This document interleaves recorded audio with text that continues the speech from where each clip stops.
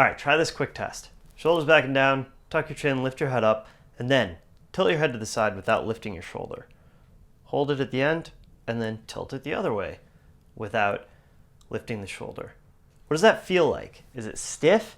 Is it a little harder going one way than the other? Do you feel a pulling sensation on the side of your neck? Does it give you any tingling down your arm?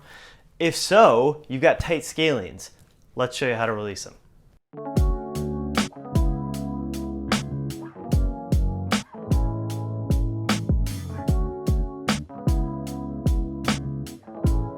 The scalene muscles attach from the side of your neck on the transverse process of the cervical vertebrae into your first and second ribs. Most people don't know where their first and second ribs are. They're up here, the first rib, and then just a little bit below that, kind of deep to this collarbone here. But yeah, your ribs go all the way up into your neck. And because of those attachments, you can imagine if that muscle gets shorter, it's gonna pull your head to the side. If it gets longer, you're tilting the other direction. When the neck isn't moving side to side, and both sets contract, they lift up your first and second ribs, which is an accessory breathing movement. If you think about when you're really out of breath, you're like, your chest is heaving up and down, and so they help with lifting those upper ribs. But when you're stuck in a stressed state, or you just kind of end up in this sort of forward head posture at work, these muscles can get chronically short, especially on one side versus another. If you notice, for me, I'm going to tilt as far as I can to the right. I go about that far as I can to the left. I only go that far. So this is a problem area for me. We're gonna work on it together. For this, you just need some kind of a lubricant for your skin. You can use coconut oil. I like this shea butter. You can use lotion. Lotion, you just have to use more because it absorbs into your skin. We can find the scalene muscles in what's called the posterior triangle of the neck. It's called posterior because it's just behind this muscle called the sternocleidomastoid.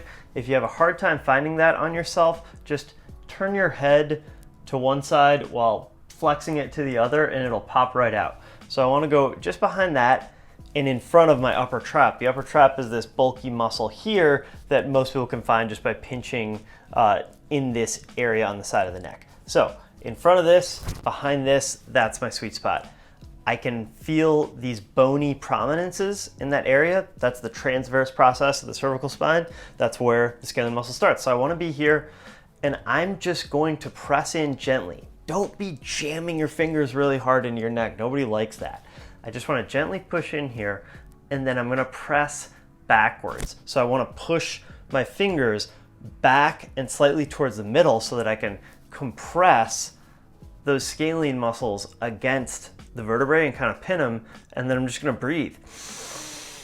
Big deep breath. If I breathe in as much as I can, that's gonna activate those muscles, lifting my first and second rib, and then breathe out.